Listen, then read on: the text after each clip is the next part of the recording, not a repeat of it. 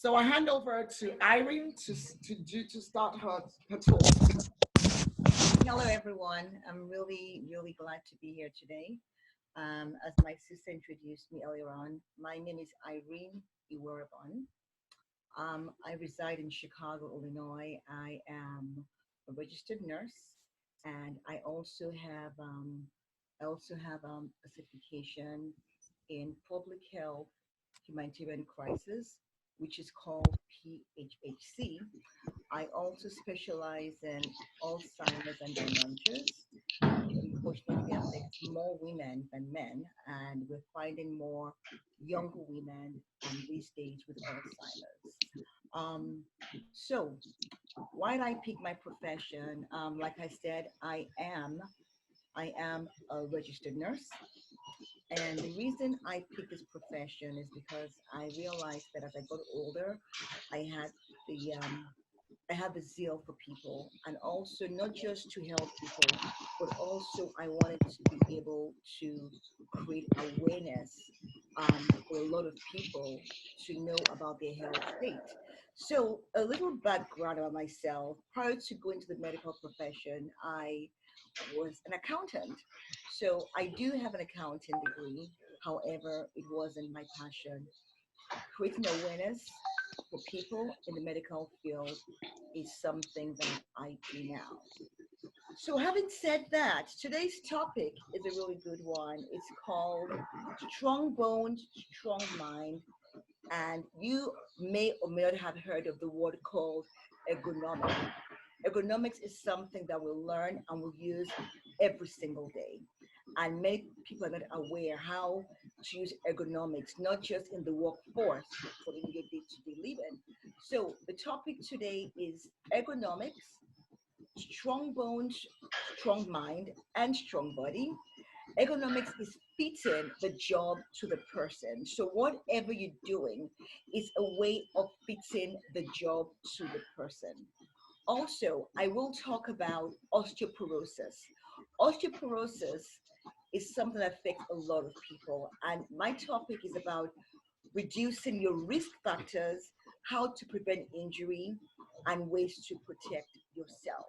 And that is going to be my topic for today. As women, we move around a lot. We move from one place to the other. We're always busy doing one thing or the other. So take a few seconds right now. Just think about what you have done as a woman today. For example, a few of you may have gone to the grocery store. You may have, gone driving somewhere, taking your child or others for a program, taking care of the kids at home, carrying them, doing some house chores, cooking, cleaning, using your cell phone, using your computer, writing. The thing is, we're always moving. As women, we're always doing one thing or another, going to one place or another. But one thing to look out for, when there is a mismatch between the physical requirement of whatever you're doing and your physical capability, injury will occur. There will be injury. So, what do we have to do about this? It simply means you have to make sure that whatever you're doing fits your body, and that way you prevent injury. A simple definition of ergonomics is the study of people's efficiency in their working environment. Now, Mm, why is this important? This is very important because when you're doing a job and your body is mm, stressed by an awkward posture or position, by extreme temperature when it's too hot or too cold, by repetitive movements doing the same thing over and over again, it affects what they call your musculoskeletal system. That means your wrist, yes. your elbow, your hands. It affects a whole lot of things that people don't think about, and that is called your musculoskeletal system. Now, what am I talking about? The MDS, as it's also called, musculoskeletal system, includes things like fractures. Fractures, either fracturing your wrist, your fingers. It includes ligament sprains and tears. It includes tensions like neck sprain. I mean, people sometimes hold their phone to their neck when doing some work. It includes neck sprain. It includes muscle tender sprain. It includes what they call carpal tunnel sprain. That is when you've used your wrist for so many things, like on the computer, and after a while it gets very stiff. Even to lift something becomes extremely painful. The ways to avoid all this, I'm going to talk about right now. So the goal is this: in whatever you do, in every interaction you have to make sure your body is interacting efficiently with anything you're using, be it something in the house or in your office. Ergonomics is divided into three areas. We have the physical, the cognitive, and the organizational. However, today we are going to focus on only the physical and the cognitive. The reason I pick both is because physical, we're always doing things, and that's important. Physical ergonomics applies to the design of doing anything that involves movement and people, including your workspace, including sports, including exercise, including your leisure time, even how you sit down and relax. Sit down slouched could be a problem. That's why I like to sit upright. The way you sit down, your health, your day-to-day living, anything that involves movement, even the way you sleep goes under physical ergonomics. Physical ergonomics is about the human body's response to the environment in any way. So sometimes we feel, oh, you know what, I'm not going to stretch and get some from the cupboard. But the way you stretch and you tilt and you turn, you're already hurting yourself and you may not feel it now.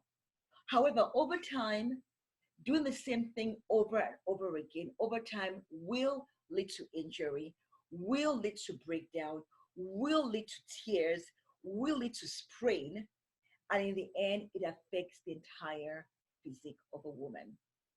The other concern we have as women is the way we do a lot of things. The one thing we all know that a woman's anatomy is very different from that of a man.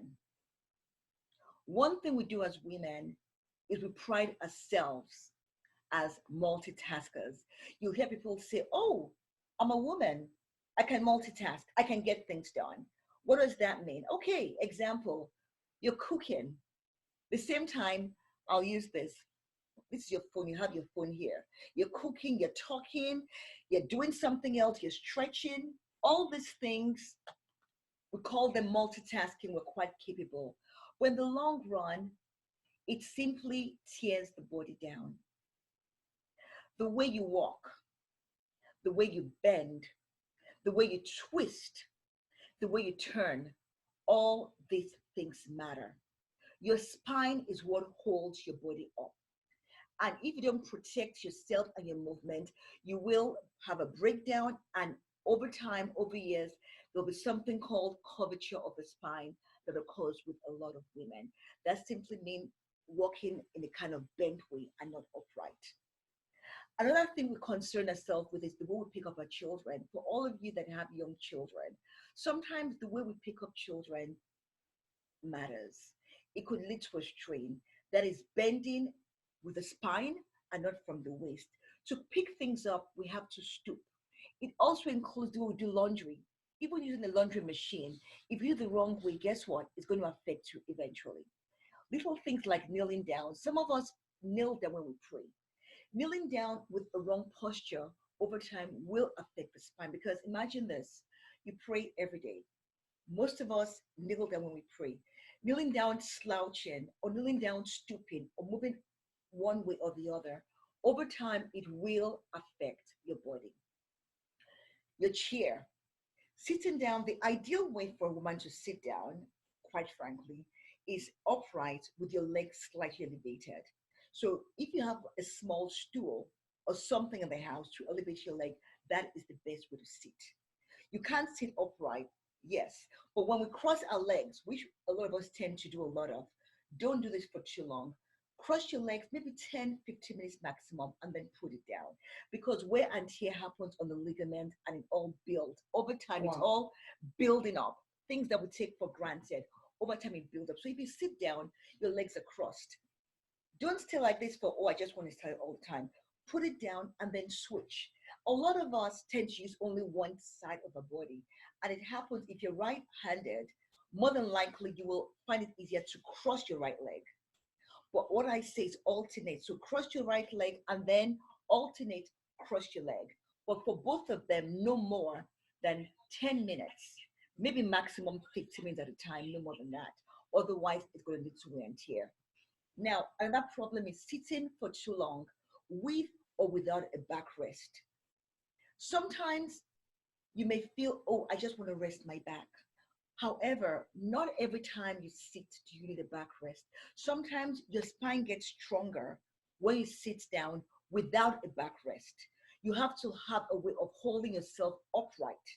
You hold yourself upright when you sit, and that has, a lot of good for your back. Sometimes we sit with a backrest, which is good. However, do not sit down for more than 30 minutes at a time with or without a backrest. You have to alternate that. But the biggest area where most women are guilty is the neck.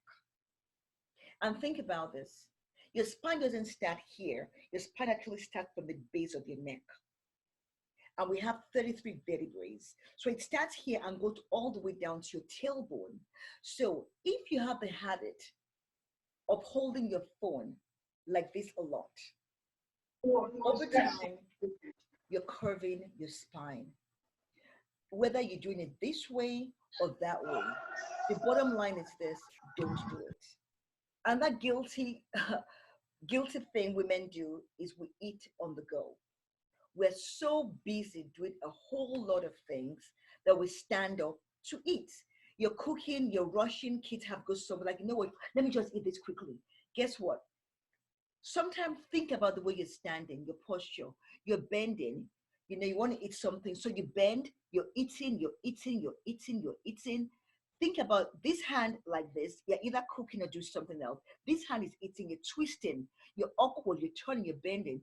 All these things over time will affect your spine, will affect your bones, will affect your ligaments, and you're not effectively and efficiently using your body. So what do I say, ladies? I say it is time to end what I call the superwoman syndrome. I was speaking with one of my sisters yesterday with 5 girls and just discussing my topic with her. She was like, oh my God, that is the superwoman syndrome. And I said, yes, that is the superwoman syndrome, because many of us feel if we cannot do this, then we are not women. If we cannot multitask, or we are the children bearers, we're doing things around the house, we feel, oh, if I can't do this, then what good am I? Remember one thing: if you cannot do it, you are not a failure. As women, we have to end the superwoman syndrome. It is what is killing us. It is what is making us less efficient, and it is what is making us age a whole lot faster. The superwoman syndrome should end. We are not superwomen, we're human and we're women. Simply meaning you cannot multitask and multitask efficiently without there being a payback. You're going to pay one way or the other. Either you pay now when you make mistakes, or you pay later when your body starts to tear down. So multitasking needs to stop. You face one thing at a time, get it done, move to the next thing. The other thing I was going to mention about this is sprains and injuries. Many times, yes, we use one hand to write. Either we're left-handed or right-handed. Nothing wrong with that. But sometimes you have to play it up a bit. Just play it up a bit. We use one hand all the time. So the wear and tear on that hand builds up over time. We don't realize it, but it's happening. There will be wear and tear on that side. So sometimes you might be slower, but use the other hand. Use your second hand. If you're right-handed, sometimes use your left hand to get things done. If you're left-handed, sometimes use your right hand to get things done. Nothing wrong with that. We may feel, oh, it's impossible, I cannot use my right hand, or I can't use my left hand, but You will not know until you start. Use your right hand, use your left hand. It does not matter. Just do it slowly. If you're cooking, sometimes just say, you know what? I'm always cooking. I'm always making soup and stirring soup with my right hand. Today, I'll go slowly with my left. So start that movement with your left hand. Get a balance in your system. It may seem like, oh, I can't, but try it. Give it a try. The best way to avoid injury is this: one task at a time. If you're cooking, cook. If you're on the phone, be on the phone. If you're taking care of your children, do that. If you're writing, do that. You'll find out that it may seem to a lot of people that multitasking means you get a lot of things done faster. But that's not true. Multitasking makes you less efficient. When you do one thing at a time, it makes you more efficient. Also, it helps with the cognitive, which I'm going to discuss next. It helps the cognition, it helps you focus, and it helps you be more efficient in that task. The other thing I'll mention is this: before you move on to the next task, complete one. Complete one task before you move on to the next. You might think, oh, I can start this now. Okay, I've got this to do, but no. When you start something, do it, finish it. You'll find out that once that is done and done well, then you can focus on the next thing, do it and do it well. One task at a time before moving to the next one. Avoid wear and tear on your body, which is something I already discussed. Bending, twisting, repetitive movement, same hand going back and forth. Move it. Use the next hand. Leg, the next one. If you cross your leg with the right first, use the left next time. Also, you're going to find that even when you're walking, and this I'll discuss with osteoporosis for balance. When you walk and you find out that you always start with your left forward, be conscious of that and start with your right. It alternates the balance in your hip, in your waist, and in your joints. So it might seem like, oh, all these things are so silly and so stupid, but over time, you will see the effect and how it affects your body. And the biggest thing, ladies, I'll say is do not hold your phone to your neck. If you can, get a phone, what's it called? The one with the strings. What's it called again? A port for your phone. Get a port, either the string port or the earbud. Use that. Or better still, put your phone on speaker. But let the days of doing house chores or going to work or being in the car or whatever you're doing, the days of putting your phone to your neck and moving around, let that end. Because as you get older, you're going to find, you're going to have some more pain and you won't even know where it's coming from.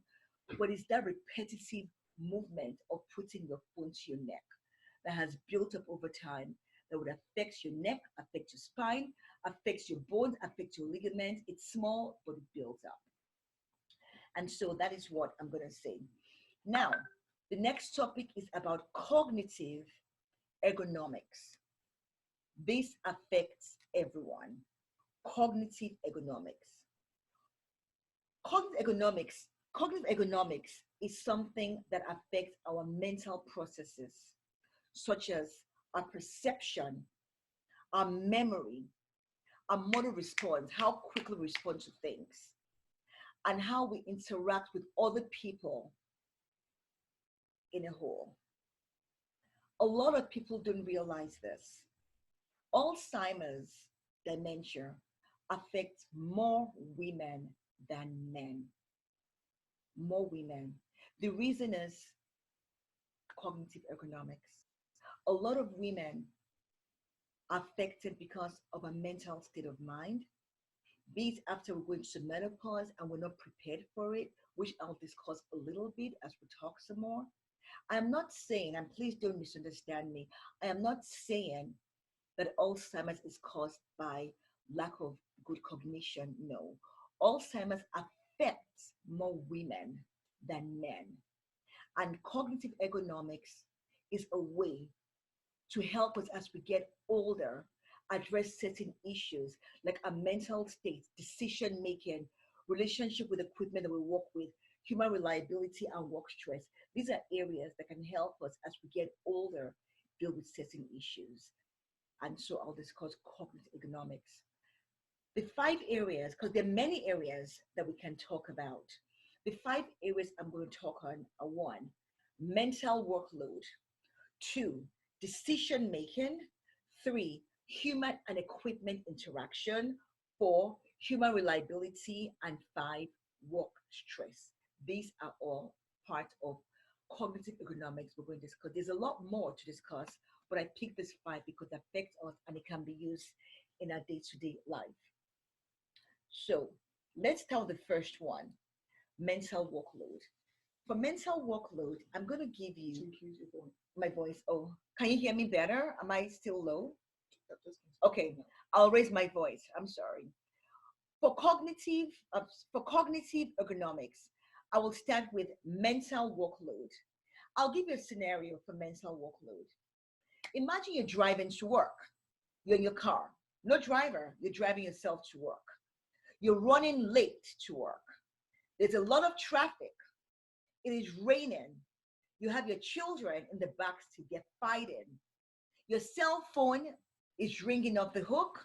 And guess what? Your cell phone has dropped. Just imagine that chaos.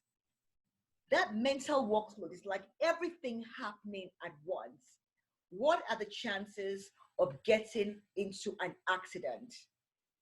The chances are very high if you are not balanced. So we cannot give a complete view of how someone is reacting to a task. And this makes it difficult to measure mental workload. However, statistics will show that an increase in mental workload leads to at least a 25% increase in heart rate, in blood pressure, in frustration, in anxiety, and in other limiting factors.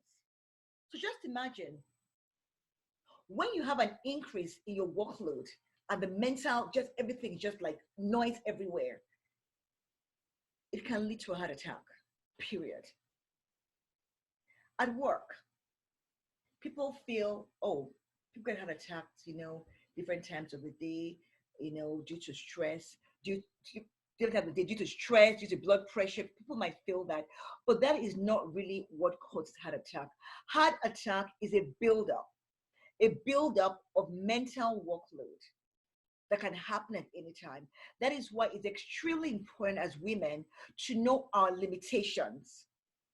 When it comes to cognition, know your limitations. Don't overwhelm yourself because mental workload can lead to a heart attack. The other area of cognitive ergonomics I'm going to talk about is decision making. When someone is stressed out, going through crisis, going through a lot of frustration, it's very difficult to make the right decision. Chronic stress rearranges your wiring in your brain. It just changes everything. Chronic stress, I'll explain, is stress over at least 3 months or more. Some say 6 months. I even start with 3. There's acute stress, which can happen like in a week. Maybe something happens at home, you're stressed, but within a week it's gone. Chronic stress is something that happens over time and builds up and builds up and builds up, is not dealt with, and then it becomes chronic after 3 months. It changes the wiring of your brain. One result of chronic stress is poor decision making. And many studies have shown that humans are more likely to make poor decisions when subjected to unrelieved stress. We may not know we have stress, but when patterns start changing, where you cannot think right, where someone asks you a question, you're like, oh, I'm coming, you're frazzled, and you're overwhelmed. That right there is called chronic stress. And many women suffer from chronic stress because we're dealing with spouses, we're dealing with children, we're dealing with family members, we're dealing with other things at work. We're the ones going to the market to buy things. I mean, there's just so much. And all this build up just starts building, and boom. Decisions start going. The rewiring, your brain is now like, you know what? You can't make the right decision, like overwhelmed. Should I do this? Should I do that? And in the end, it all comes down to cognitive ergonomics stress. The next topic is human and equipment interaction. Now, people talk about this as it relates to the office. I talk about this as it relates to home, because at home we use a lot of equipment. Be it, the equipment we use to grind peppers and everything to make food. Be it the coffee machine. Be it just laundry. Everything is equipment. So people say, "Oh, when you're at work," yeah, that is part of it. But here's what I talk about with women. Some of us wear different hats. We go to work, we come home, we take care of the kids. At the same time, we sometimes bring our work home. And then guess what? We have our laptop. We're tired. It's on the bed. We sit, we put the laptop down, we're like this, hunched, doing the work. You have no idea what that does to the back and the body. And I'm sure a lot of you, I know, because I've been guilty of that. I would not say I've not done. I've done that where I'm so busy. I'm like, you know what? I just want to rest. My resting was doing damage to my body. I was better off sitting on the table upright and doing my work on the computer than feeling I just want to be in my bed. So I pop up pillows, I slouch, I'm doing my work. I'm like, I can get it done. But that is affecting the body, and we're not using the equipment to suit the body. Remember, we have to fit everything to suit us, not us to suit it. So whatever we're using, we come first, not the equipment. So examples of poor health is that, examples of this part of human and equipment is that, one, wear and tear continues. We don't see it. We sometimes do not see wear and tear, but it's there, it's happening. Joints, bones, moving, breaking, things are happening. We don't see it physically, but trust me, it is there. So that's an area we have to watch. The next area to look at is human reliability. What does that mean, human reliability? It's also known as human performance, and it can affect many factors as we age and our state of mind, especially as we age. When I was 20, I could do a lot more than what I'm doing right now. And I'm sure most of you could. I was able to run marathons and do a lot of things. Now, I can do certain things, but I'm not as agile and quick on my feet. I get it done, but not the same. I promise you, aging will happen to everyone. But the question is, do you want to age well or age your age? And I use the word age your age because really, age is just a number. And we don't have to age our age if we're doing things right. You don't have to be 70 and age 70. Your age can say 70, chronological age can be 70, or it can be aging 50, 40s. So do you want to age your age or just age right? That's something to ask yourself about. So here are the things to think about. Your state of mind, your physical health, your attitude, your emotions, your propensity to make mistakes, your errors, cognition, all these things can happen. And so, how reliable are you as a human being? Yes, there'll be human error. But when you hear someone say, "Oh, I'm only human," that's a limitation right there. That word, "I'm only human," is simply a limiting factor. You're limiting yourself. So rather than saying I'm only human, you simply say, you know what, I guess I'm not as reliable as I was. Let me look and find out what areas do I need to change. It could be your emotions. Say, you know what, okay, wait a second. I know I'm in my 40s and my 50s, I'm going through menopause. What should I do? It could be your diet, exercise, and many other things which I'm going to talk on with osteoporosis. But these are things you should concern yourself with. When you start making mistakes, where you normally do not make mistakes, you need to be aware that the questions you have to ask yourself: hold on, what is going on here? Hold on, Why am I making silly mistakes that I normally should not? Don't limit yourself. Don't limit yourself. The other area is work stress. Work stress happens all the time.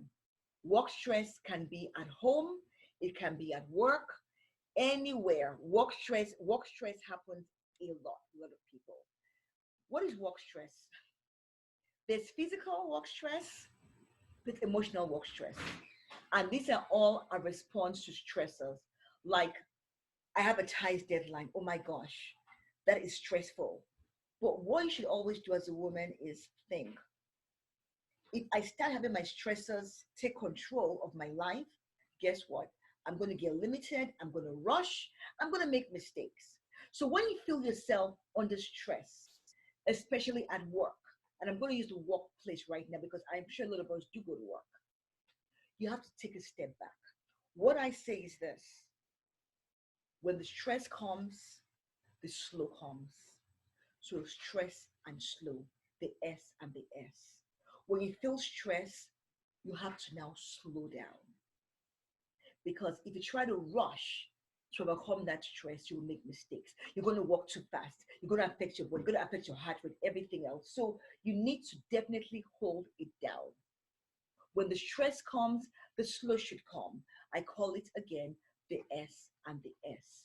So you're trying to make a quarter, you have a deadline. You learn a new task or new procedure, you feel stressed. You don't have enough voice at home, you feel stressed. You don't have enough voice at your workplace, you feel stressed. You don't have enough voice with a family, you feel stressed. All these things that stress us. When the stress comes, the slow should come. As women, we have to learn to say, you know what? Okay, these things are happening, I'm going to slow down because ultimately it will affect my health. So what does that mean? You put yourself first, not the stress. What we do is we tend to put the stress first. When you put the stress over the self, the stressors come, the tear down comes. That is the body tear down, be it the physical or internal comes. So when the stress comes, the self should come and the slow should come. Meaning when the stress comes, you put yourself first and then you slow it down. That means you reduce the activities that can lead to increased musculoskeletal disorders. Because imagine you have a deadline at work and you're going really fast and I've got to get this done. You're typing really fast. All that wear and tear on your wrist will happen. It will happen because you're using your hand, your body awkward, you're trying to rush. You got to stop, slow it down and think self and stop. Stress, self, stop. Stress, self, slow. Stop, slow it down myself first. That is what you need to do. And that way, over time, once you start that habit of putting yourself slow and stop over your stress, you're going to find out over time you have developed a very good habit and stressors will no longer be stressors in your life. You'll know, you know what? I can handle this. I take it easy. It sounds easy, right? It is. People think, oh no, is it easy for you? But not just that, it is easy and it can be done. So the next thing I'm going to talk about, I'm just going to get here now so I don't miss anything. All right. Okay. All right. The next thing, I'm just trying to get here. All right. Is a summary before I go into osteoporosis. I want you to give a summary of what we talked about today and something to think about. And don't think about this in terms of your job. Think about in terms of yourself. This is now for yourself as a woman. One, excessive workload. What do I do to reduce my excessive workload so I don't get overwhelmed? Two, work and home. How do I balance my work and my home? How do I balance things so that in the long run, I'm not the one affected at the same time efficient? Three, feeling overwhelmed by the workload, including home. You cannot switch off the work. You come home and you have your work with you. You can't switch it off. How do I balance that? You have to switch off. The one thing I tell people is this: even if you own your business or you work for someone, if something happens to you, they would always find someone else. I've been in situations where coworkers have been hurt on the job. The next day, there was someone else to the work. The next day. Meanwhile, they were laid home with spine injury, sprains for months. The company found someone else, and it will happen. So again, stress, think of self, think of stop, think of slow. They will find someone else. Think of yourself. The next thing is conflicts at home. Wherever there's a conflict, it comes down to stress. So always put yourself first.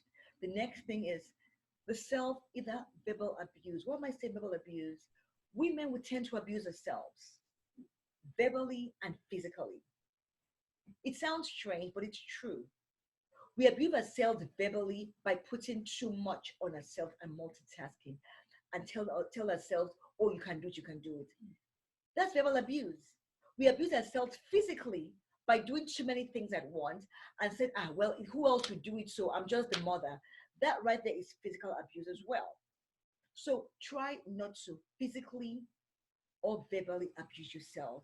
The next thing is frequently lifting things, bending from your spine rather than stooping down and bending from the waist. Awkward positioning, stretching to get things, holding something else in hand, having your phone here, all that, repetitive movements, all these things need to stop. It's time to be conscious, be aware of them when you're doing them.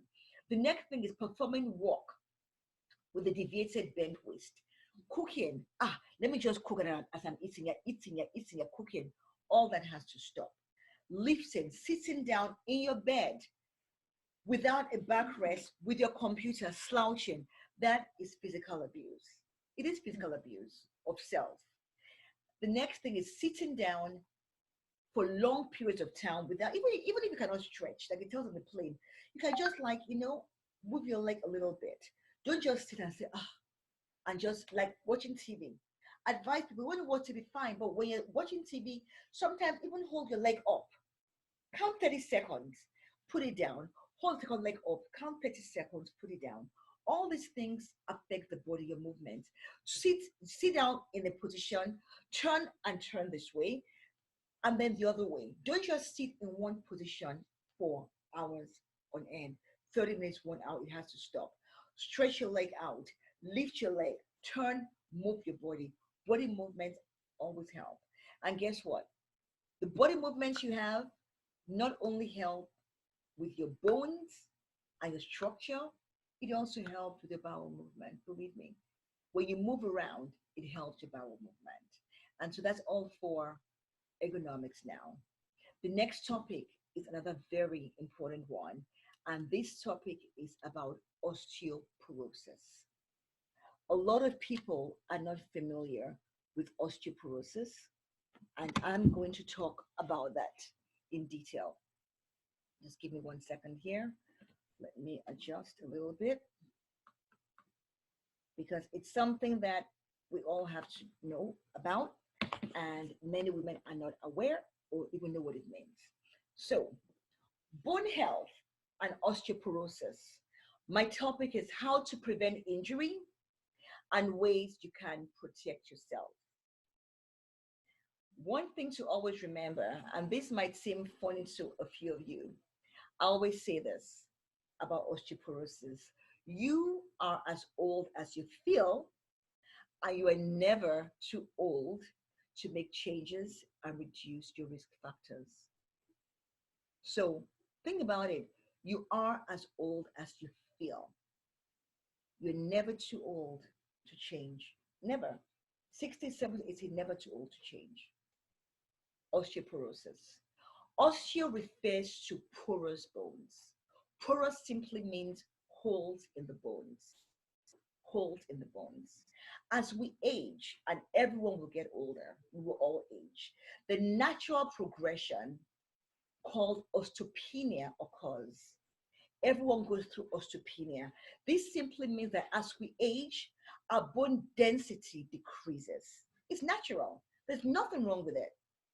The older you get, your bone density starts to decrease. Nothing wrong with that. This usually happens around the age of 40 for most of us. Some people, it actually happens when they're younger, but the average age for decreased bone density is in your 40s.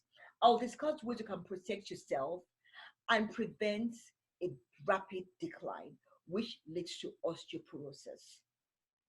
When bone loss happens, the pores in the bone get bigger. They get brittle, they get big, and they break easily. That is what causes osteoporosis. Brittle, and they break fast. And so it's like, what happened? Like someone, imagine this: two people can have a fall. One person will have broken bones, the other will not. Why? And they might be the same age. So it's like, why this one and why not that one? Okay. According to the National Osteoporosis Foundation of the United States, in every two women, one will break a bone. One. Think about it. The US has about 10 million women.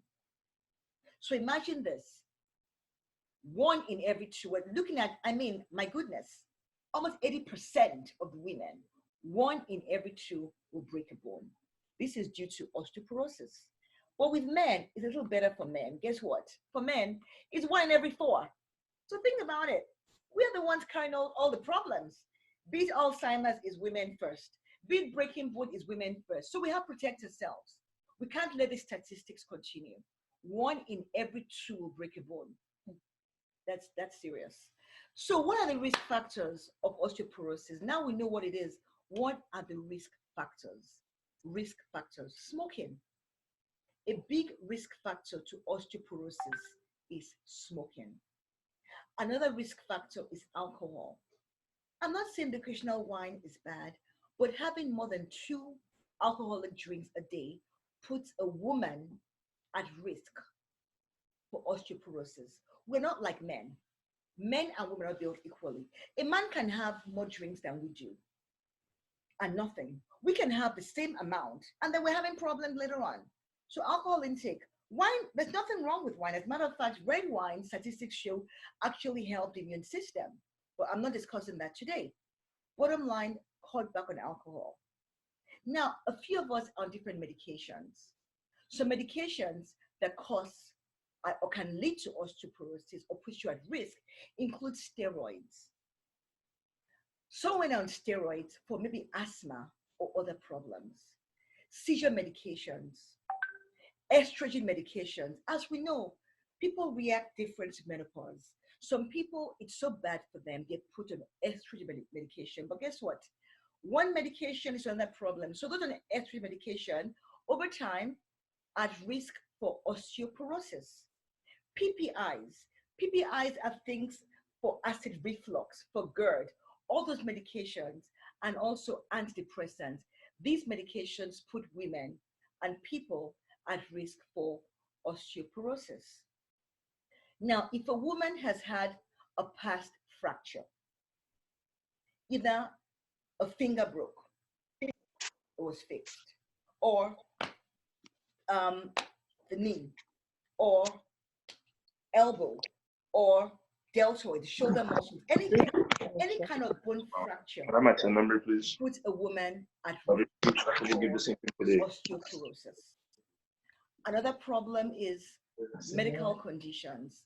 Medical conditions such as rheumatoid arthritis, what they call celiac disease, which is an inflammatory disease, can cause osteoporosis.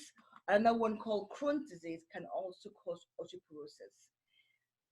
Low levels of vitamin D and calcium, as well as nutritional deficiencies, put women at risk for osteoporosis. So, having said all this, and we now know the risk factors, the next question is this. If we know the risk factors, how do we protect ourselves? The first thing to do is this. If you smoke, quit. If you're around smoke, quit. Secondhand smoke is just as bad as smoking. People who cook in open fire at risk. I remember in 2015, I was in Guatemala for a medical outreach. And the community we visited to perform a screening, I was alarmed that at least one in every four women had an oxygen saturation of a person that smokes. However, I was told these women don't smoke. Only to find out that a lot of them cook outdoors and exposed to smoke. And over time, secondhand smoke affected them. At that time, I did not put two and two together. I was always like, you know what? If people smoke or around smokers, yes. But just being in that environment causes people to be affected. Drink in moderation. Drink in moderation is another problem. When people drink and don't drink in moderation, it affects them as well. So if you know anyone that drinks or you drink, moderation is key. The next thing is, if you're 65 years and over, you need to get screened for osteoporosis. Must get screened for osteoporosis. And there's also something called a Dexter bone scan, which is like a bone density scan that tells you what your risk factors are. So what do you do if you think, oh, you know what, I live, I'm at risk. How do I protect myself? Before you're 65, things to do. Anyone who is 50 and over should have supplements of calcium in the diet and supplements of vitamin D. Give you an example. A supplement of calcium needed should be about 1,200 milligrams for anyone over 50. And for someone who is under 50, you need at least 1,000 milligrams of calcium. Do you know what that comes down to? It comes down to drinking at least 4 8-ounce glass of milk and eating about 6 cups of yogurt every day. Who can do that?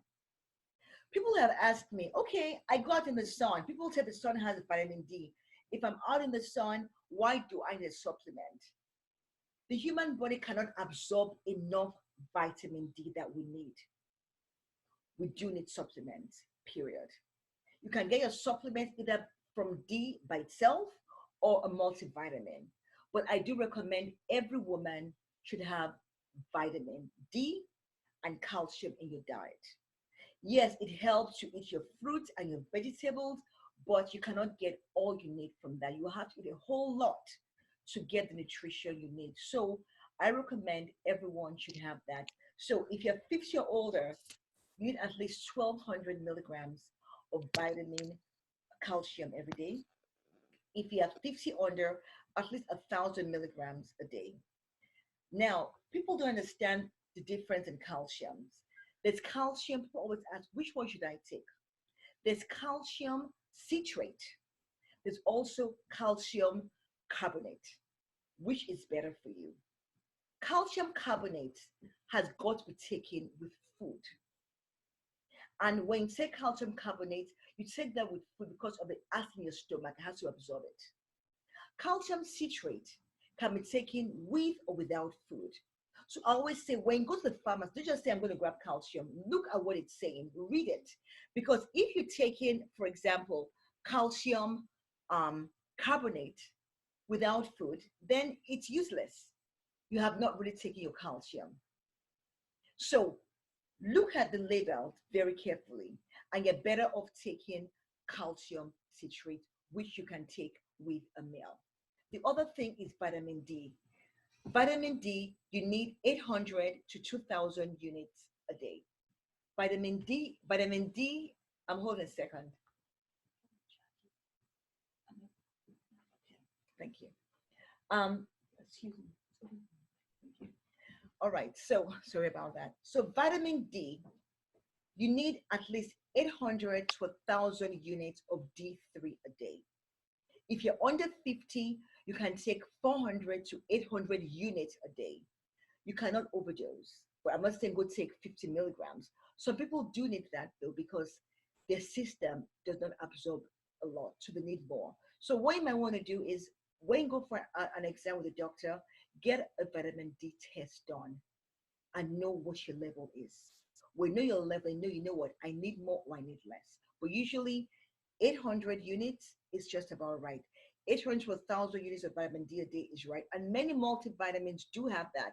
When you get your multivitamins, it's really important that you look to see what is in it. Don't just say it's multivitamin, I'm going to take it. Some multivitamins only have 400 units. That is not giving you the coverage you need. You need something with 800 to 1,000 milligrams of vitamin D3. Okay, so having said that, I'm just going to move on to the next. All right. Another way to protect yourself is by strength training and weight bearing.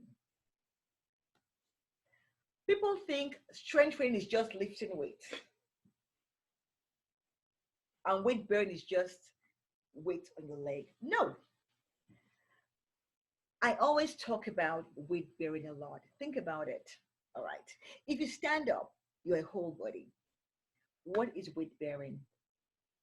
Weight bearing is having your leg impact with the ground.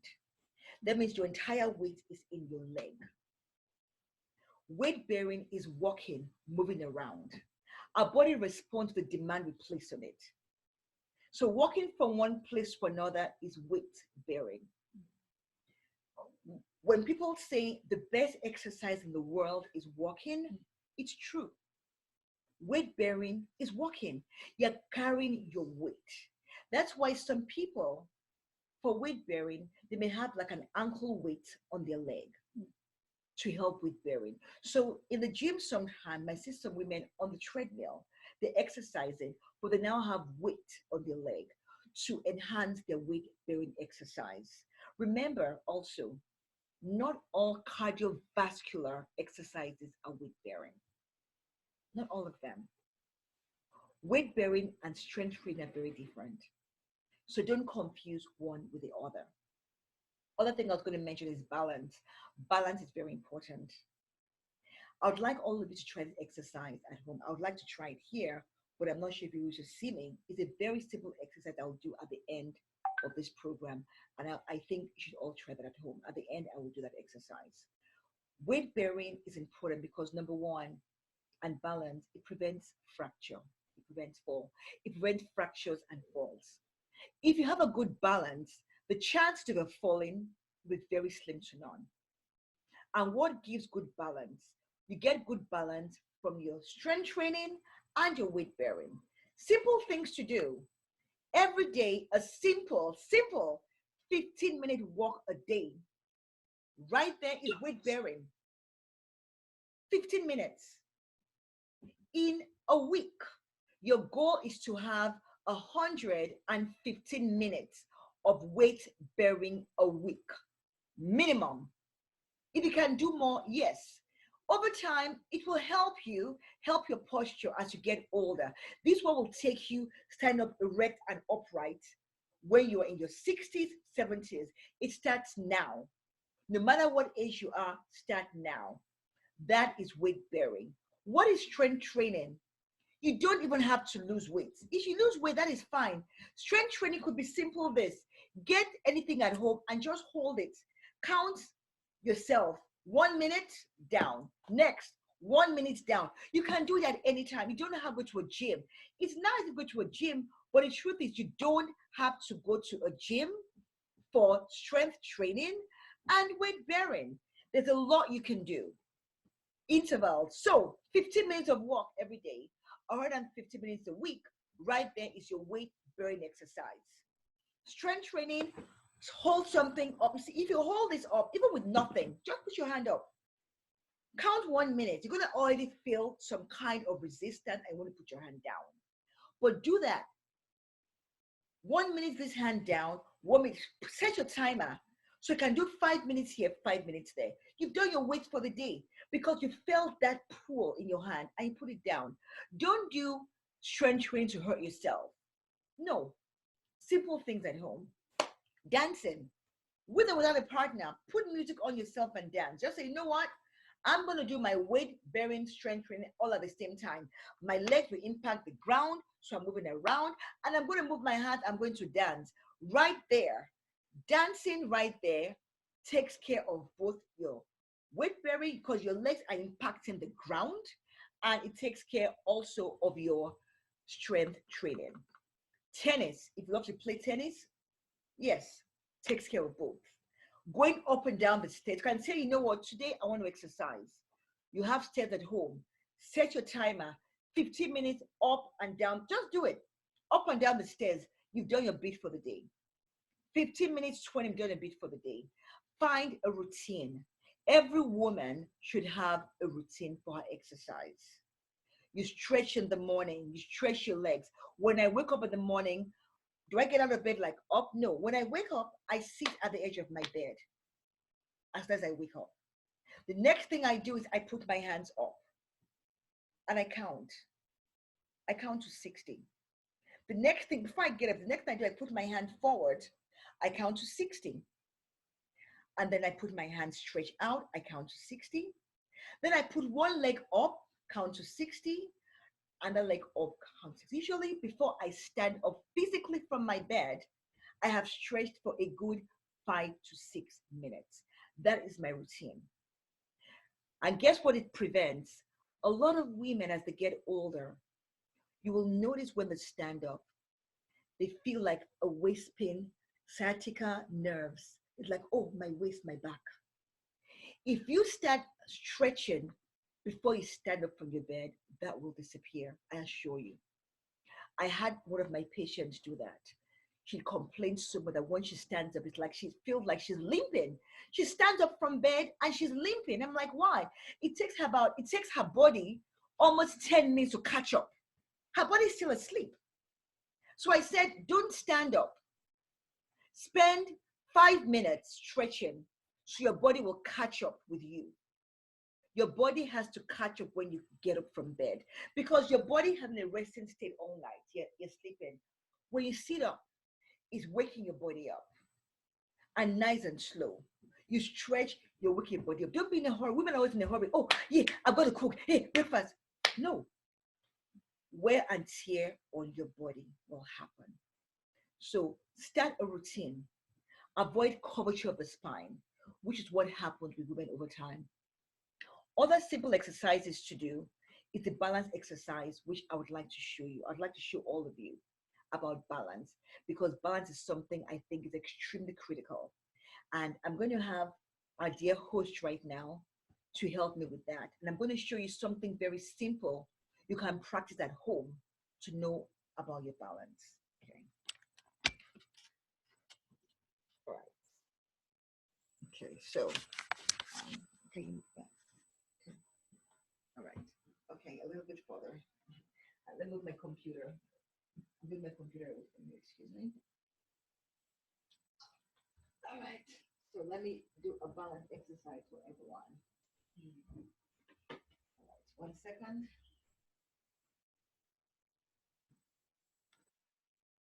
Just give me a minute there, okay?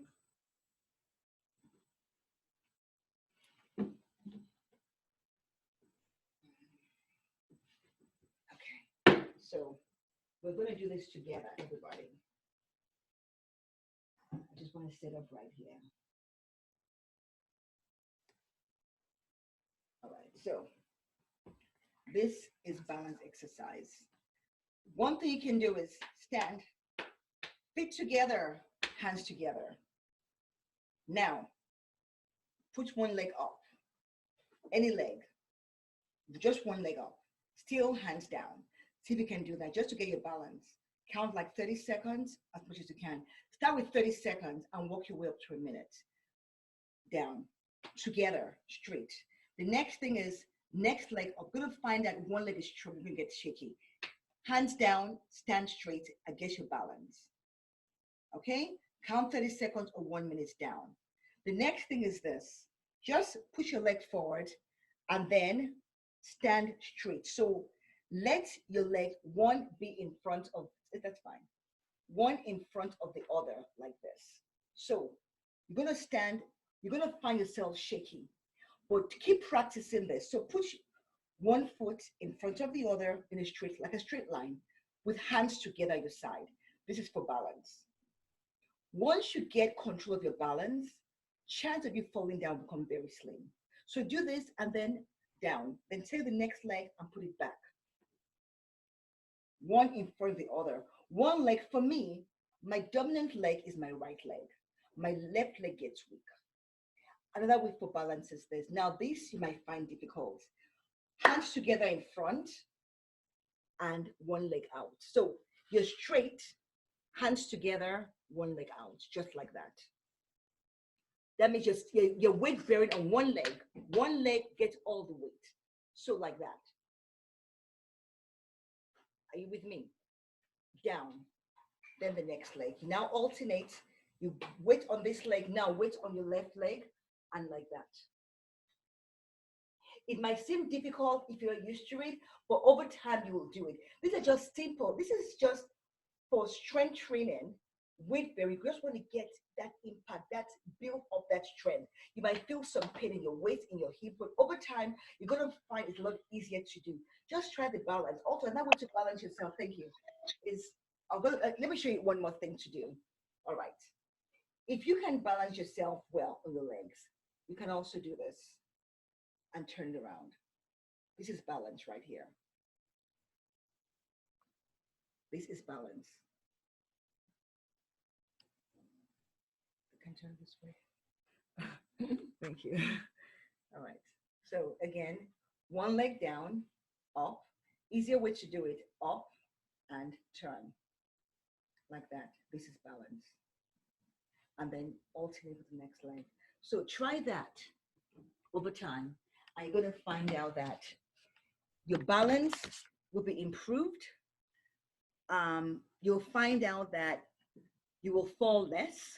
You'll find out that your movement will be more, you'll be more flexible in your movement. And of course, in everything you do, you are what you eat. Don't forget that. Don't ever underestimate the power of eating fruits, vegetables. And remember, as human beings, we really are 60% water. So your intake of water, I recommend at least 1 to 1.5 liters a day minimum. If you can drink more, yes, we are 60% water and we do need that. So always, always stay hydrated. Thank you all. Wow. Wow.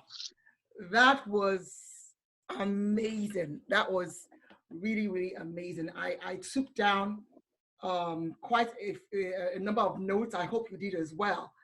You know, thank you very much. Thank you. It's almost scary, you know, listening to some of the things you said, but I could identify with quite a number of things that you said. And I believe that there are people who listened and who also can identify with a number of things that you said. Thank you so much.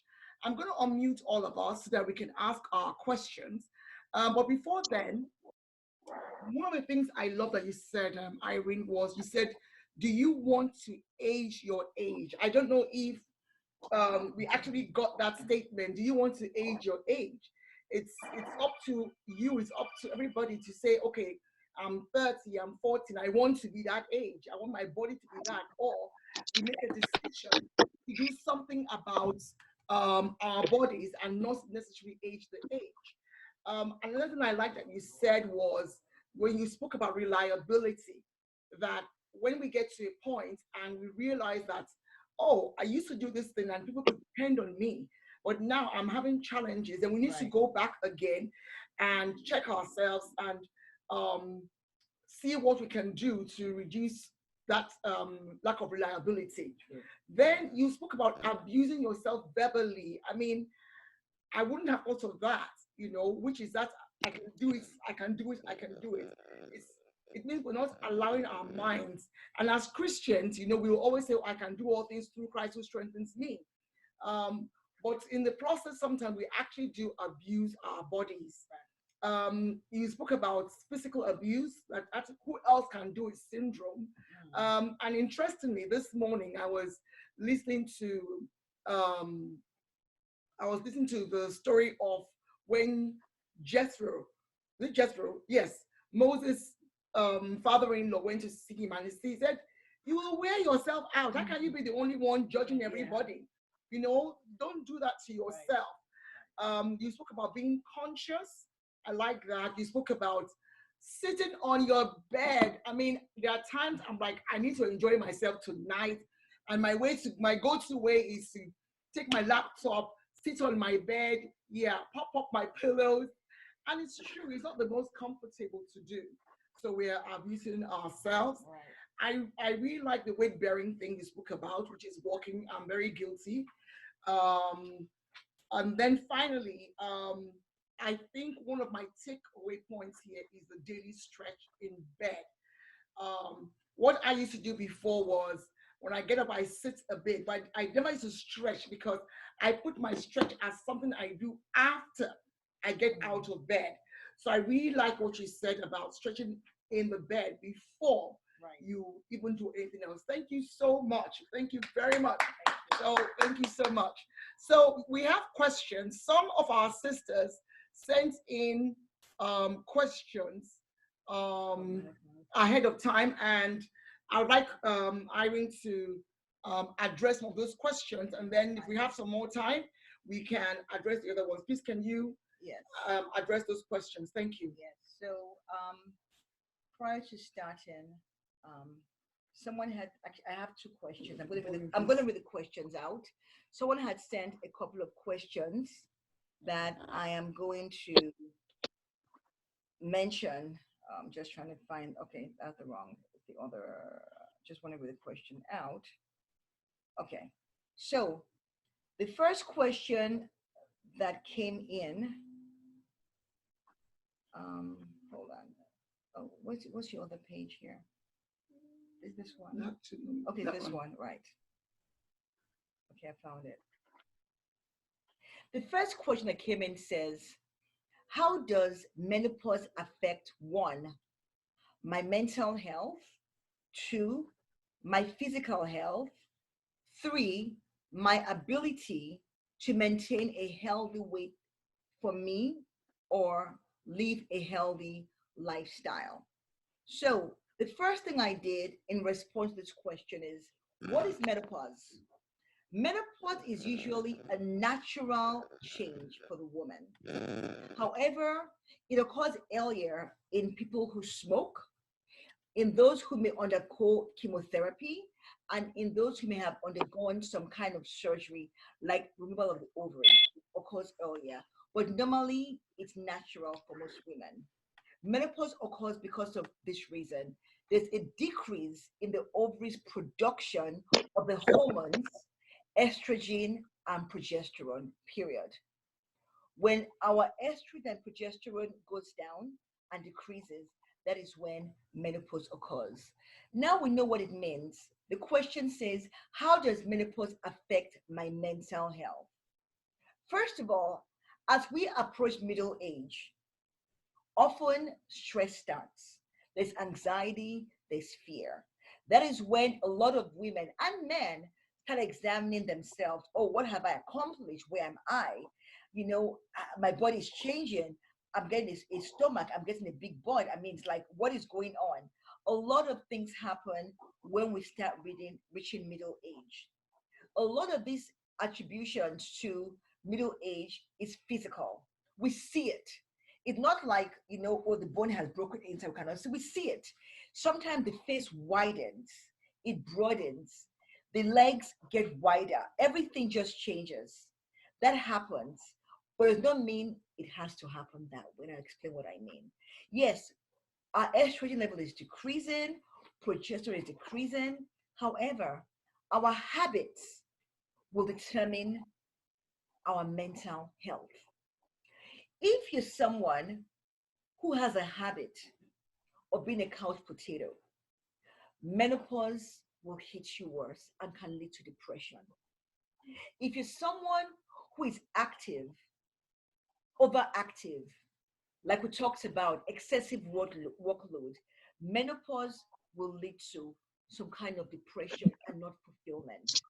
However, it comes down to balance. For mental health, it comes down to balance. Yes, menopause brings about things like hot flashes, sweating, dryness, thyroid imbalance. All these things will happen during menopause, but you don't have to suffer it mentally. One, hydration with anything in life. I keep saying this. Human beings were 60% water. We are water, not blood, water, 60% and more. Hydration gives you balance, period. Homeostasis, balance. Staying hydrated is not just, oh, I want to look good so I can go to the bathroom. And no, it's mental because our body is a lot of water. So, number one, you've got to stay very hydrated. That will affect your mental health. And then going back to everything we talked about, this is not just for even only menopause, for everything else. What we talked about, your mental state, your workload, being overwhelmed. If you start the habits right now, when that time comes, the good habits you have started will get you through. The next question is, how does menopause affect physical health? Goes back to the same thing. Physical health starts when you started, now, tomorrow, exercising, stretching. So, whatever habit you start now, as you get older into that age where your progesterone and estrogen have been depleted, your good habits will see you through. It all comes down to that. There's no magic. There's no magic. It all comes down to what you start now will see you through when that time comes, especially if you're already in your 40s. It's never too late to start. It will affect things like your personality, affect your general well-being, even your attitude. And the good thing is sometimes people feel, oh, it's too hard. But I say, even if you cannot do 15 minutes, start with 5 minutes. 5 minutes today, 10 minutes tomorrow. Before you know it, you're doing it. So start the task small. Don't say, oh my God, I'm supposed to do 15 minutes every day. Oh my gosh, I can't do that. No.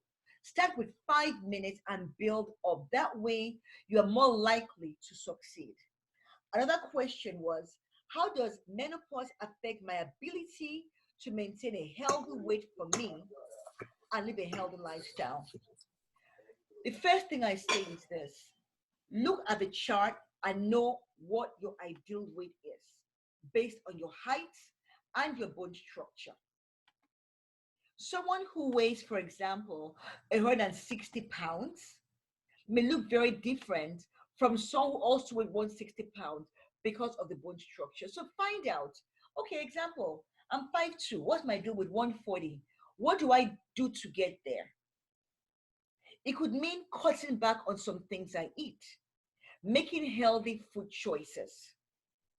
Okay, I like to eat, example, eba, pounded yam, this. I might say, you know what, I'm going to start cutting back. But nothing just happens by itself. And I promise you, there is no magic. You just have to make that conscious decision through awareness that there's certain things you will have to cut back on. And once you're able to do that, you're going to be healthier. It's going to help with your emotions. It's going to help with your energy level as well. But again, you are what you eat. And what you eat affects your mental ability, affects your state of mind, affects your attitude, affects your emotion. If I wake up and the first thing I want to eat is tea with a lot of sugar, I promise you, before 12 noon, I'm already tired. I don't have that much energy. I'm not irritable. Imagine doing that over 1 year. People will not realize the attitude has changed, but they will not realize it is because of what they're eating. So bottom line is this. As you get older, it becomes even more important to make healthy food choices. I'm vegan by choice. I've been vegan for 5 years, meaning I do not eat any animal products. And I embrace it. I'm not saying be a vegan or impose that on you, but it might mean, you know what, I'm going to cut out red meat twice a week or once a week. All these things do affect your system. Thank you. Wow. Thank you so much. Okay. There was Thank you another so. There was question. another question that was sent in by a sister. Let me. I think I have it somewhere in my phone as well. Okay. Um, there was another question. So if you have any question, you can maybe you can type it in. By the way, somebody says she didn't quite get the vitamins that she should get because she's Oh, okay. 45. All right. So vitamins, the two main vitamins that I talked about for bone health, osteoporosis, is calcium. Now, there are two kinds of calcium. So when you go to buy calcium, know what you're buying. There's calcium carbonate, which you must take with food because it needs the acid in the stomach to be absorbed. There's also calcium citrate. Calcium citrate you can take with or without food. So when you go to a pharmacy to buy calcium, don't just grab any calcium on the counter shelf. Know what you're buying. If you're 50 years old and over, you need a minimum of 1,200 milligrams of calcium a day. If you're 50 years and under, you need a minimum of 1,000 milligrams of calcium a day. Many multivitamins have calcium, but not all of them have the daily supplements that you need. They may have like 500 or less. So you have to start reading labels. With every vitamin you buy, read the label. The other one I talked about was vitamin D3. Vitamin D is in the sun, but you don't get enough from the sun. So we do need supplements. As women, period, we are always deficient in vitamin D. I bet if all of you go for a test tomorrow and find out your vitamin D level, it's going to be low. We're just low. We can't get enough from the sun. So if you're 50 and above, you need anywhere from 800 to 1,000 units. Vitamin D goes by units. If you're 50 and under, you need anywhere from 400 to 800 units. However, if you go for a test, your doctor might tell you, oh, you're really deficient in vitamin D. And I do have some people who are on 5,000 units because they just don't absorb enough vitamin D. And that's what we need for vitamins. Okay. Thank you so much. Thank you. So there was another question that was asked. Okay, I have that. You have it? Okay. So I'm going to put my phone here because I have to charge it, but I have the questions in my phone. So, Sorry? Somebody's asking a question. Okay. let me do this one first. Okay, just a sec. This question here says, do the vitamins have long-term side effects? I have always believed that every drug or supplement has a side effect. Please help clarity. That's a very good question. Many drugs do have side effects, but not vitamins. Now, here's what I say about vitamins. And everyone should have, a level test done. It'd be good to know your level. With vitamins, again, you can never get enough from the sun. I explained earlier on about calcium. To get the nutritional value of the calcium you need a day, you will have to eat as much as 6 cups of yogurt and drink as much as 4 8-ounce glasses of milk. For someone like me, as a vegan, I don't even drink milk. I drink almond milk, but there's no way I'm going to drink 4 cups a day. I need a supplement. So in as much as we don't want medication, I don't call supplements medication because they are supplements and we do need them for proper functioning. I call myself sometimes inadequate in my diet because I'm not a breakfast person, for example. Many people are not. For me, I grab a cup of coffee and I'm on the go. Yes, people say breakfast is the best food of the day, but I do not agree with that. Each woman has to know her body. Know your body. When do you perform well? Do you perform well right after breakfast, after lunch? My peak happens to be in the afternoon, not in the morning. I'm at my peak in the afternoon, usually around 11. And that is when I eat something, like I'm working hard. But if you know yourself, you have to study your body. I sometimes keep journals. Actually, I used to keep a lot of journals. I recommend you do keep journals. Ask yourself, okay, between example 7 a.m. and noon, how does my body react to the environment? How do I feel?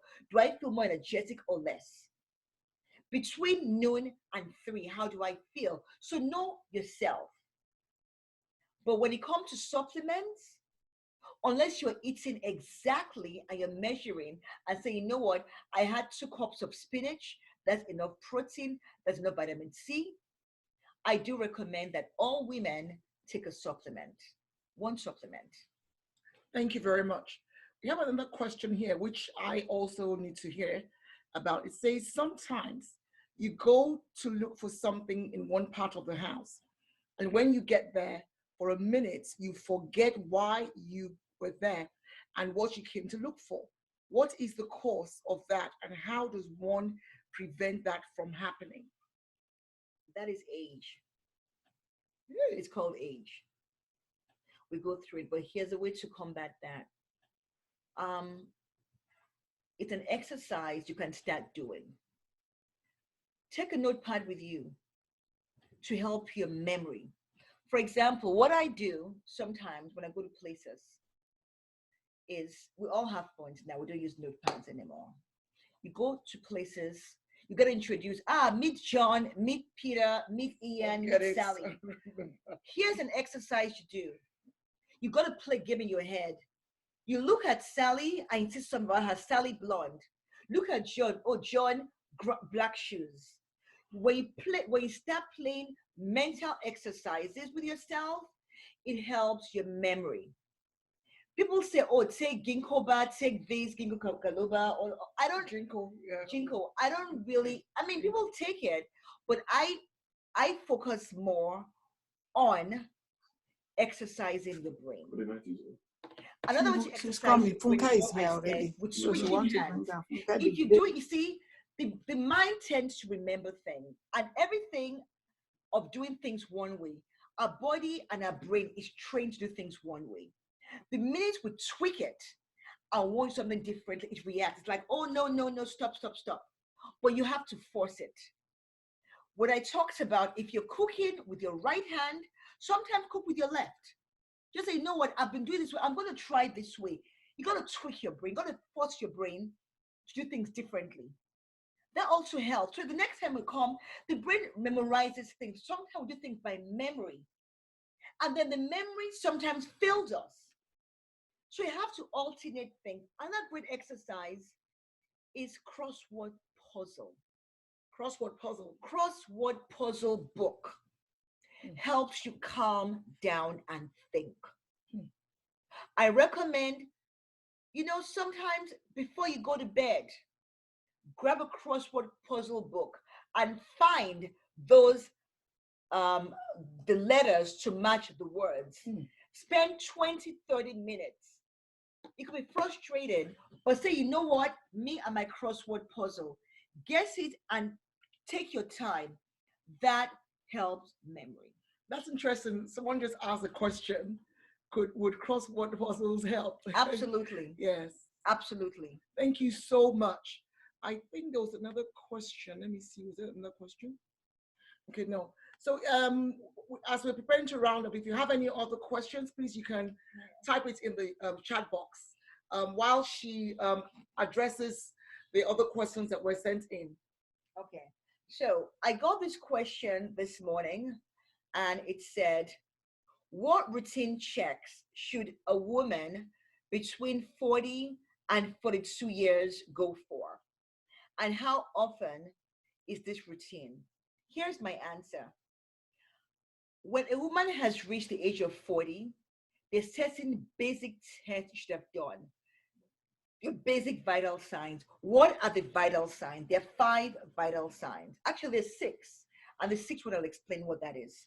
The 5 basic vital signs are your blood pressure. You must know your blood pressure reading. You must know your temperature reading.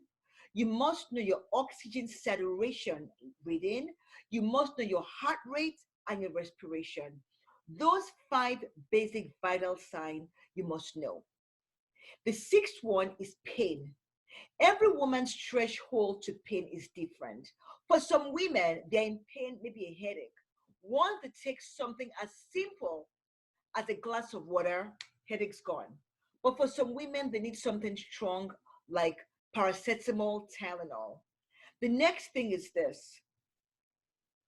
Every month, try to get this done. Every month. If you're on chronic, like blood pressure medication or something else, then you may get it done frequently because of the medication you're on. But once a month, know you're reading.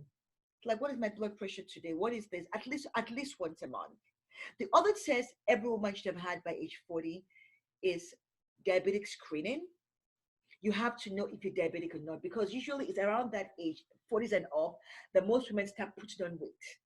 Because everything with eating now starts sinking in and it's hard to get rid of. Usually by that age, diabetes sinks in for a lot of women. Mammogram screening is another one. If anyone in your family that you know of or you're at risk, I would say age 35. But normally by age 40, you should have had at least one mammogram screening. Eye exam, whether you use eyeglasses or not. If you use eyeglasses, it's once a year. If you don't, at least by age 40, you should have gone for vision screening to know your vision. Because as we get older, what happens is that objects get thinner. So normally, when a woman could read like this, you're going to find your 40s are doing this. And it's not because your eyes are bad, it's just age. So when you could read like this, close that, you're going to be doing this because everything's getting tinier. And so your vision screen is really important by the time you hit 40. And of course, your pap smear. Usually your doctor would tell you come once a year, based on your risk factor, come twice a year. Your pelvic exam is extremely important. Your pap is extremely important. And your physical exam. Physical exam is once a year. That's when they check on your strength. Can you lift this up? Can you turn? Can you bend? Physical exam, your doctor will let you know what your limitations are and what you can do about them. Many people don't bother with physical because they feel I can do it. But the truth is this, once a year, all of us need a physical exam once a year. The next question is this. What can a woman do to reduce risk of spilling urine on herself? A mother of 5 has given birth within 6 years of single birth. So this happens to a lot of women. First of all, what's the pelvic floor? The pelvic floor muscles, we all have pelvic floor muscles. That is what holds the urine up in the bladder. For some women, when they laugh, when they cough, when they sneeze, when they lift something heavy, urine starts to leak out. Pelvic exercises, also called Kegel exercises, are what strengthen those muscles and hold the urine up and stop them from leaking. How do you perform Kegel? Imagine you want to pee. Imagine you're running to the bathroom and you want to pee. You're not going to pee on yourself, like the whole thing come out. There's the way you hold your sphincter muscles, you hold it. You hold, you let go. That's Kegel exercise. So I recommend Kegel exercise at least 4 times in a day for women who have this problem. 4 times a day for like 5 minutes. All you do is act like you want to pee. You hold that muscle in, you let go. Hold it in, you let go. About 5 minutes. That would strengthen that muscle. So when you laugh or when you cough or when you do other things, urine will not leak out. The other question is, what do we do to regain energy? Or does it deplete when we get to the age of 40? Energy depends on your metabolism. Again, we talked about know yourself, know your body. When you know yourself and your body and your routine, you get energy. One way to increase energy is your exercise. Simple, 15, maybe 30 minutes a day, every other day. That increases your energy level. Reduce your workload. Don't get overwhelmed. The feeling of being overwhelmed depletes your energy, does not add to your energy. Avoid daytime napping. Some people say, oh, I've worked so hard. I got back to work at 4 and I took a nap. The more you nap in the daytime, the more you deplete your energy. The best time to take nap is not nap, it's to sleep at night. You simply go to bed at night, avoid daytime napping, because daytime napping just makes you feel you're getting energy. Not. It makes you tired. Avoid daytime napping. Eat for energy. Increase your fibers, your grains, such as green leafy vegetables. Any green leafy vegetables adds to your energy. And of course, always stay hydrated. Between 1 and 1.5 liters of water every day minimum gives you more energy. The last question on this is, what is the limit to fasting, a regular fast? For example, 12 a.m. to 6 p.m.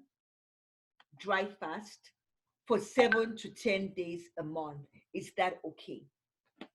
This topic is very important because it can positively or negatively affect your health. Fasting done well is extremely important for the human body. I fast at least once a month. Think about this. We eat every day. Our organs are constantly working. The liver, your bladder, your kidneys, constantly working, constantly working. When you fast, you give your organs a break. When you fast also, it helps to kill cancerous cells. We all have cells, cancerous and non-cancerous. It only becomes cancer when it gets activated in a disease state, but we all have it.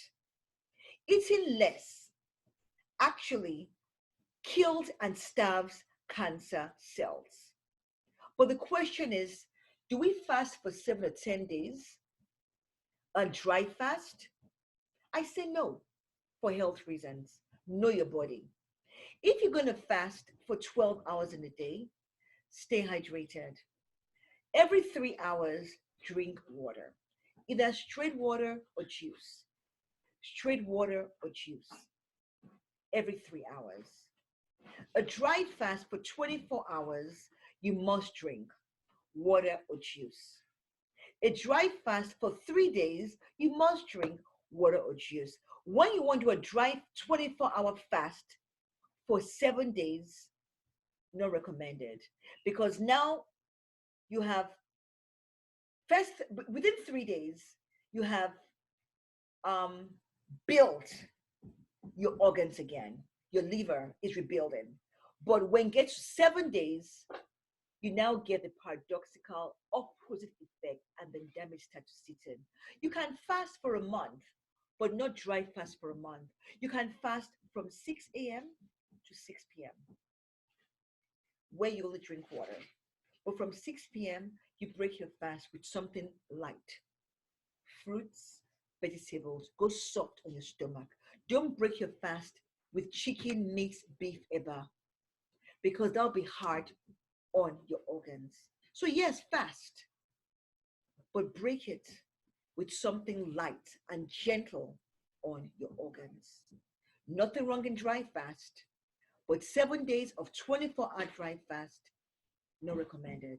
You could end up in the hospital and could end up with organ failure, which happens. Wow. This has been very, very enriching. Thank you so much. And I hope, let me see if there's any other question. Oh, the last question here says, what type of mattress is best for the spine? Okay, it depends on your body. One thing I say is the human spine is erect. So period. Oh, my voice, I'm sorry. The human spine is erect. When you stand up, you're erect. You don't want to stand up curved. A firm mattress. Firm. Period. Firm. Some people like soft. A firm mattress is best for the spine. And also, sleep on your back. Ah. Sleep on your back is best for your spine, because the spine is not curved. When you sleep and you sleep like this, in the fetus position, you're damaging your spine. As we get older, when we sleep erect on our back, even on your side, try not to curve good or what. That is best for your spine. Thank you so much. Thank you very, very much. I really have been tremendously impacted by what you have shared with us today. And I believe that the ladies also have been impacted. It's been very rich. Um, some things I've taken away, like I shared earlier, that I definitely need to um, relook at my own routines and work those things. So, does anybody have anything you want to say before we close? There's somebody in the chat room. If you want to, yeah, thank you. If you want to say anything, you can unmute and speak before we close this chat room. Anybody? Okay, somebody is saying something.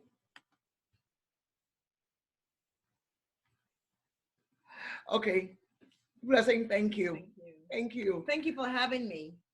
But thank you so much for coming around. Thank you. I want to say thank you. This is so educative.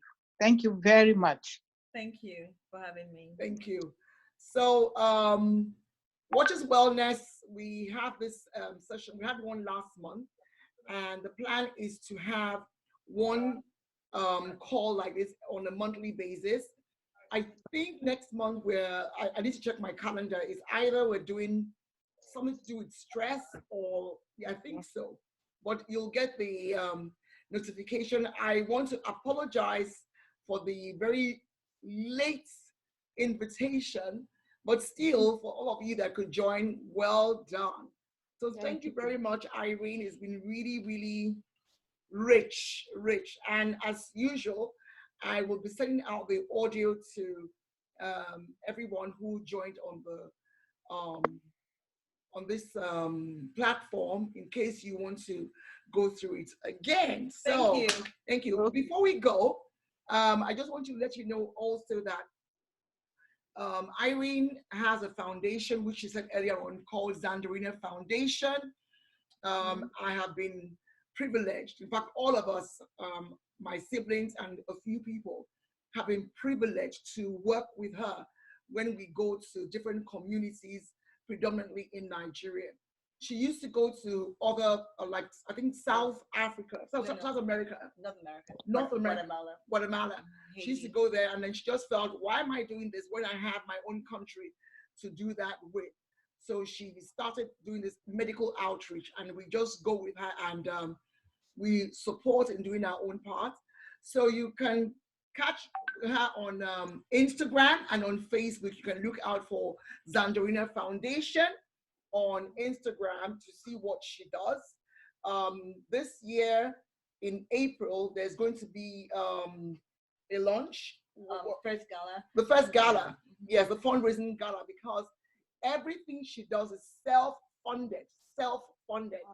And believe me, it's not because she's having some excess money, it's just a passion that she has. So now, because the work is expanding, there's going to be a gala for fundraising and for creating greater awareness also to the government. So if you are doing something similar, you need counsel, you need somebody to hold your hand who has already gone that way.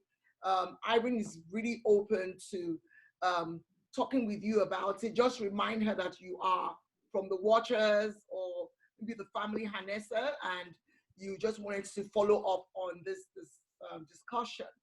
She also has started recently a girls. Yes, recently, Zandarina Foundation has been in operation since 2018, and that is the medical aspect of the foundation.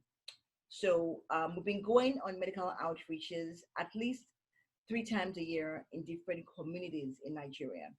In January this year, 2020, we started a new program still under the umbrella. It's called Empower Her.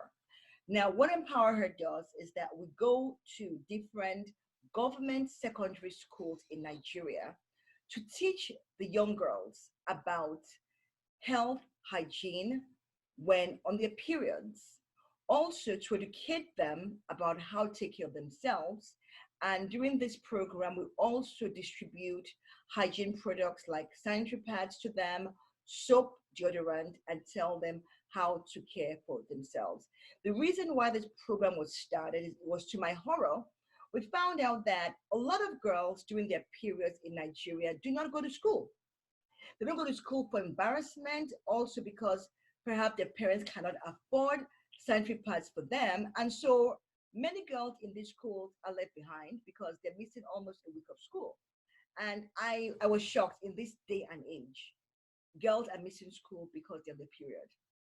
So we started this program, and it's really for communities where we know it's difficult for them to afford it.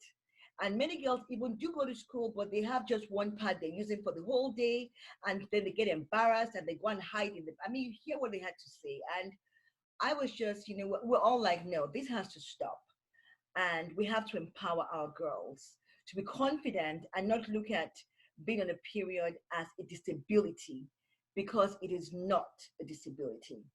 Wow. Yeah. That's really amazing. Who would have thought that such a thing is happening, like you Yeah. said, in this day and time? So I want us to just be on board. If you are in Lagos, Nigeria, or anytime we move, I know um, you've been to Abeokuta, Ikene. yes, Ikene, different parts of Nigeria. So whenever we're around, you can come in and volunteer. You can request you want to volunteer, and we take it from there. And like I said, if you also are planning to do something, everybody should have something they're trying to do for your community. She is a good person to reach out to through Instagram or Facebook, and she would gladly hold your hand. Thank you so much. This has been really, really rich. I'm happy you actually came, because I kept on saying, why do you want to come? Why do you want to do that? You can do that from America. I said, no, I want to come. So I'm really, really happy you came. Thank you. Right. At least I get to see my sister. Okay, so Thank you, everyone. If there's nothing else, I don't think anything else will stop the will stop. Let me first of all stop my slide share. We're back here. Whoa. Well done, everybody, and thank you so much for joining on the call. So good night and have an amazing Sunday. We had 14 people who joined on the call, and I'm really glad that 15. All right. So God bless you all. Thank and you have all. an amazing night, a beautiful week ahead. God bless you. Thank you. You can Bye-bye. exit now. Thank you. God bless you. Thank you so much. Thank you. God bless you. Thank you very much. Bye. Bye-bye. All right. Bye, sisters. Bye.